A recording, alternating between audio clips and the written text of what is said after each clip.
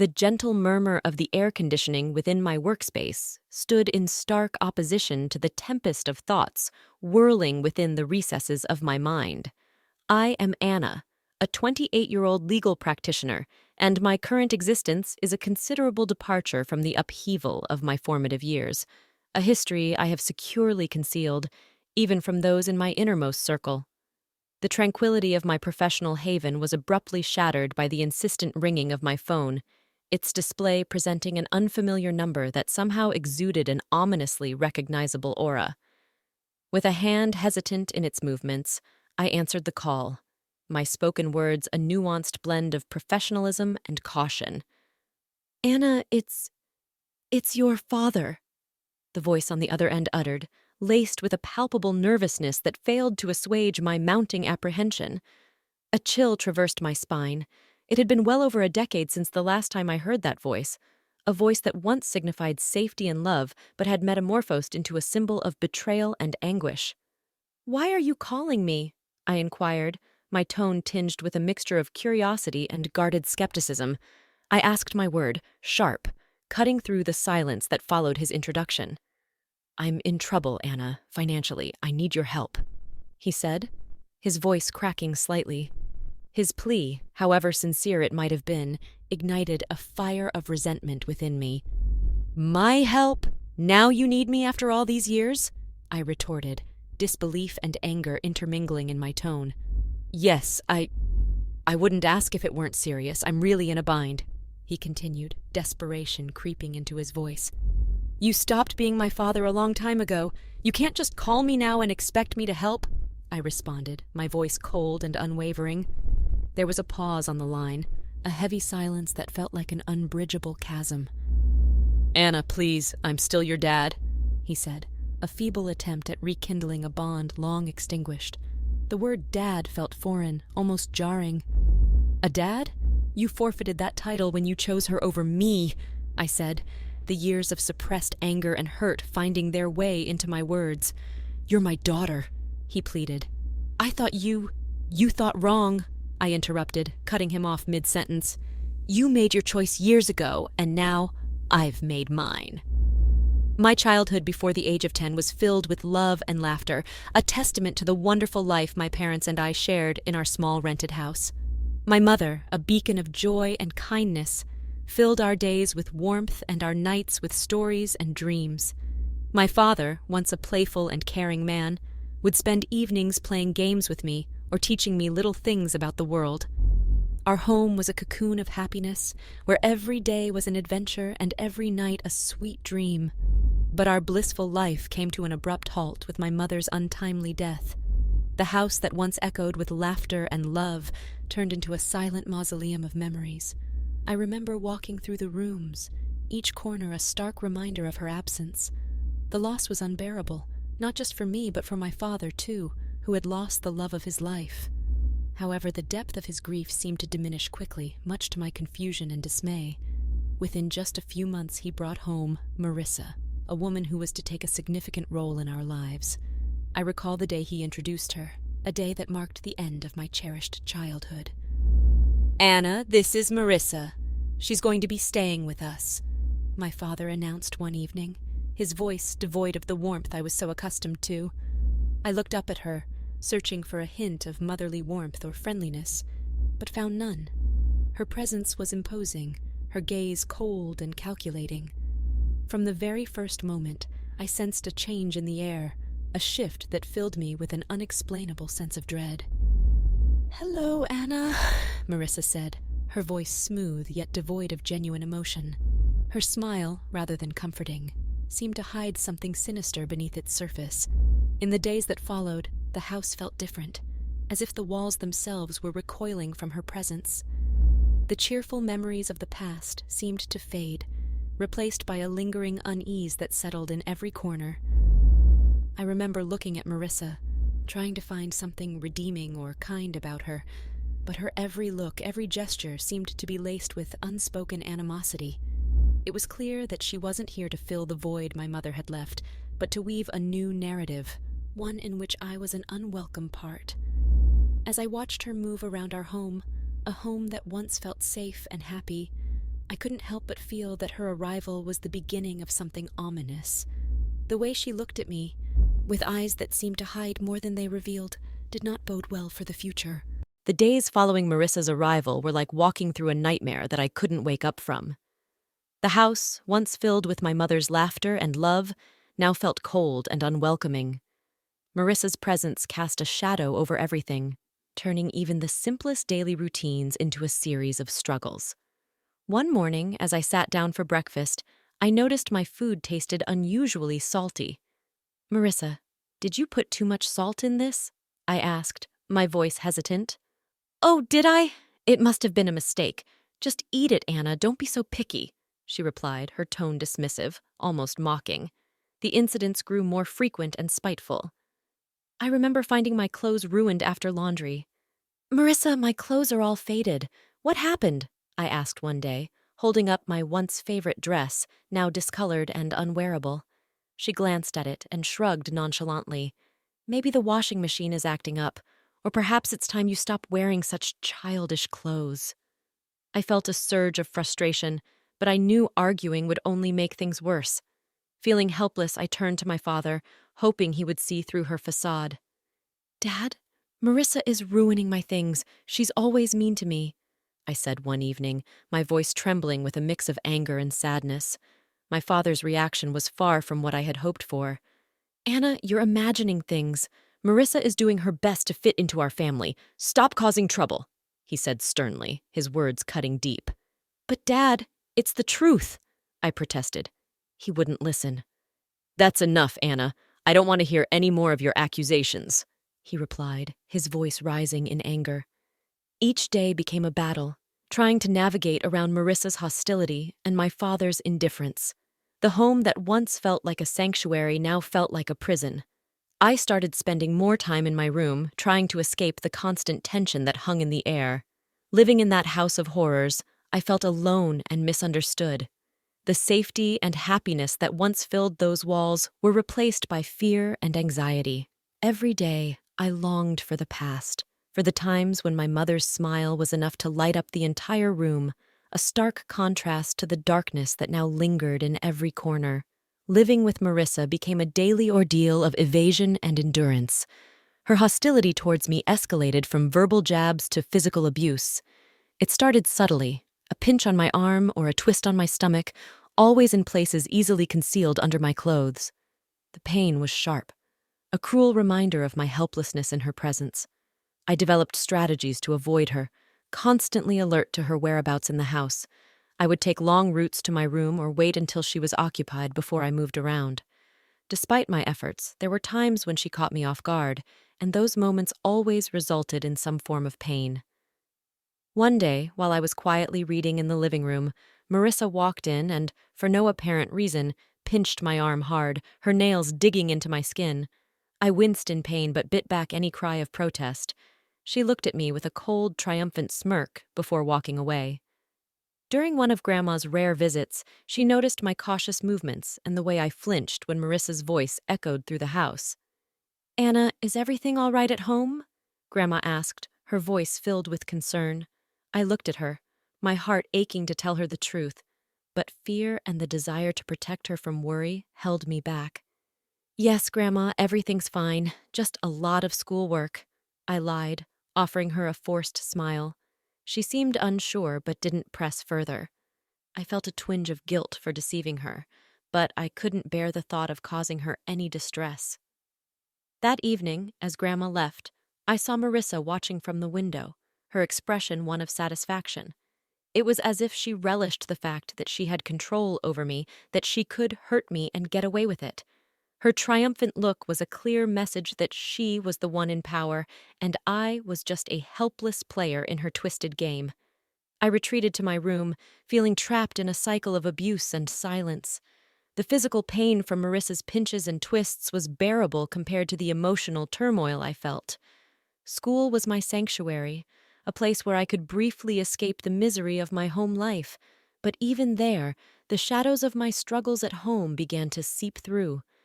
My teacher, Mrs. Thompson, a kind-hearted woman who always encouraged her students, started to notice changes in me. One day, as I was handing in my homework, she gently grabbed my wrist, her eyes drawn to the bruises on my arm. "Anna, what happened here? These look like bruises," she said, her voice laced with concern. I quickly pulled my arm back, covering the bruises with my sleeve. "It's nothing, Mrs. Thompson. I fell while playing," I lied, avoiding her gaze. Mrs. Thompson didn't look convinced. "Anna, if there is something wrong or if someone is hurting you, you can tell me. It's important to speak out," she urged, her eyes searching mine for the truth. I wanted to confide in her, to tell her everything about Marissa and how I lived in constant fear, but the words wouldn't come. Instead, I forced a smile. "Really, Mrs. Thompson, I'm fine. It was just a silly accident," I said, giving her a reassuring nod. Walking home that day, Mrs. Thompson's words echoed in my mind. I felt a mix of gratitude for her concern and a deep sense of loneliness from carrying my burdens alone. The thought of revealing the truth about my life at home was terrifying. I feared the consequences, what Marissa might do if she found out I had told someone. That night at dinner, I was quiet, lost in thought about Mrs. Thompson's offer to help. Marissa noticed my silence. "Why so quiet tonight, Anna? Cat got your tongue?" she asked in a mocking tone. I just shook my head and continued eating, trying to make myself as small and unnoticeable as possible. After dinner, as I lay in bed, the reality of my situation felt more overwhelming than ever. Mrs. Thompson's concern had shown me that people did care, yet the fear of what revealing the truth might bring kept me silent. I was caught between the desperation to tell someone and the fear of Marissa's retaliation, a balancing act that I navigated every day. The day my teacher, Mrs. Thompson, decided to involve my father was a day filled with anxiety and dread for me. I sat in the principal's office, fidgeting nervously, my mind racing with fear about how my father would react when he finally arrived. His face was stern, his eyes betraying a mix of irritation and embarrassment. "What's this about, Anna? Why am I being called to your school like this?" he demanded, his voice sharp. I glanced at Mrs. Thompson, seeking a semblance of support. Swallowing hard, I tried to find my voice. "Dad, Mrs. Thompson she saw the bruises," I stammered, feeling the weight of his gaze on me. Before I could explain further, he interrupted, his anger palpable. "Bruises! What are you talking about? Are you making up stories again?" Mrs. Thompson stepped in, her tone firm yet calm. "Mr. Smith, I'm concerned about Anna's well-being. The bruises on her arm don't seem accidental. We need to address this." My father's face turned a shade darker with anger. "She's perfectly safe at home, Anna. Are you spreading lies about our family?" He turned towards me, his disappointment clear. The tears I had been holding back started to spill. "It's not lies, Dad. Marissa, she's been hurting me," I managed to get out, the truth finally surfacing. His reaction was one of total disbelief. "Marissa, that's ridiculous. She's been nothing but kind to you. I won't have you slandering her with these accusations. But Dad, it's the truth," I cried out, desperate for him to believe me. He stood up abruptly. "Enough of this. Tell Mrs. Thompson you made it all up." I obediently turned to the teacher and repeated his words. She nodded back and didn't say anything. Upon reaching home, without another word, he locked me in my room. Through the door, I could hear Marissa's voice, dripping with false concern. "I told you she's just seeking attention," she said. I sat on my bed, feeling a profound sense of isolation and despair. The one person I thought I could always count on had turned his back on me. The walls of my room, which had once felt like my personal haven, now felt like the walls of a prison. I lay there thinking about everything that had happened. The pain of the physical abuse was nothing compared to the emotional torment of being disbelieved and punished by my own father. It was a harsh realization that the person who was supposed to protect and love me unconditionally was now the source of my deepest pain. The days following my confinement in my room were some of the darkest I had ever experienced. Trapped and feeling utterly alone, I realized that my only hope lay in my grandmother, my father's mother. She was a kind and loving woman who had always shown me affection, but I had never dared to burden her with my troubles at home. One evening, when I was sure Marissa and my father were occupied, I mustered the courage to call my grandmother. My hands were shaking as I dialed her number. "Hello?" Her familiar, warm voice came through the phone. "Grandma, it's me, Anna," I said, trying to keep my voice steady. "Anna, my dear, how are you?" she asked, her tone filled with genuine care. Tears welled up in my eyes as I replied, "Grandma, I need help. Can I come and stay with you for a while?" There was a moment of silence on the other end. "What's wrong, Anna? Did something happen?" I took a deep breath, the words rushing out. "It's Marissa. She's been hurting me, and Dad won't believe me." I didn't know what to do. I could hear the concern in her voice as she quickly responded, "Of course, my dear. You come right over. I'll take care of this." The next day, my grandmother arrived. She was a small woman, but her presence filled the room. She confronted my father with a strength that surprised me. "John, I'm taking Anna with me. She's not safe here," she declared firmly. My father, taken aback, tried to protest. "Mom, you can't just take her. She's my daughter." "Your daughter whom you failed to protect," she countered sharply. "I won't stand by and watch her suffer." Marissa tried to intervene. "She's just a child making up stories. You can't believe her over us." Grandma turned to Marissa, her eyes steely. "I know a scared child when I see one. Anna is coming with me, and if you try to stop me, I'll take this matter to the authorities." Realizing he was defeated, my father didn't put up any further resistance. As I gathered my things, I saw Marissa's expression change from defiant to defeated. Leaving the house with my grandmother, I felt a weight lift off my shoulders. For the first time in months, I felt safe. The car ride to Grandma's was quiet, but her presence was comforting. Once we arrived, she turned to me and said, "You're safe now, Anna. You don't have to worry anymore." In my grandmother's house, I found the love and security that had been missing in my life. It was a haven where I could heal and regain my strength. The contrast between her nurturing home and the coldness of my father's house was stark. For the first time in a long while, I felt like I could breathe again, free from the fear and anxiety that had plagued me. Years had passed since I left my father's house to live with my grandmother. Her home had been a sanctuary, a place of healing and love. But time, as it does, moved on, and with it brought another wave of change. My beloved grandmother passed away, leaving a void that seemed impossible to fill. At the funeral, my father and Marissa showed up, their faces a mix of faint sorrow and poorly disguised eagerness. It was clear they were more interested in what they might gain from her passing than mourning her loss. After the funeral, as we gathered at my grandmother's house, Marissa wasted no time. "Well, Anna, I suppose you'll be finding a new place to live now. This house and everything in it belong to your father now," she said, her voice tinged with a barely concealed glee. My father nodded in agreement, his eyes scanning the room as if already planning what to do with the house. I couldn't help but smile, an action that seemed to confuse them. "Actually, that's where you're wrong," I said, the confidence in my voice taking them by surprise. "What do you mean?" my father asked, his expression shifting to one of confusion. I took a deep breath, savoring the moment. "Grandma left a will. She bequeathed the house and a substantial amount of money to me," I explained, watching as their expressions changed from confusion to shock. "But you're just a child. I'm your father. I should be in charge of any inheritance you receive," my father stammered, his sense of entitlement clear. Marissa chimed in, her voice shrill. "Yes, until you come of age, your father will manage your property. Good prospects." Their reactions were almost amusing. "You don't give a damn about me so much that you didn't even wish me a happy birthday.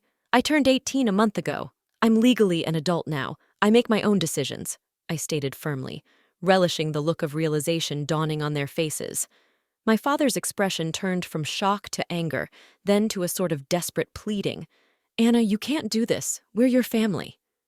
I looked at them, memories of my childhood flooding back. "You stopped being my family a long time ago," I said, my voice steady. Marissa stepped forward, her tone now begging.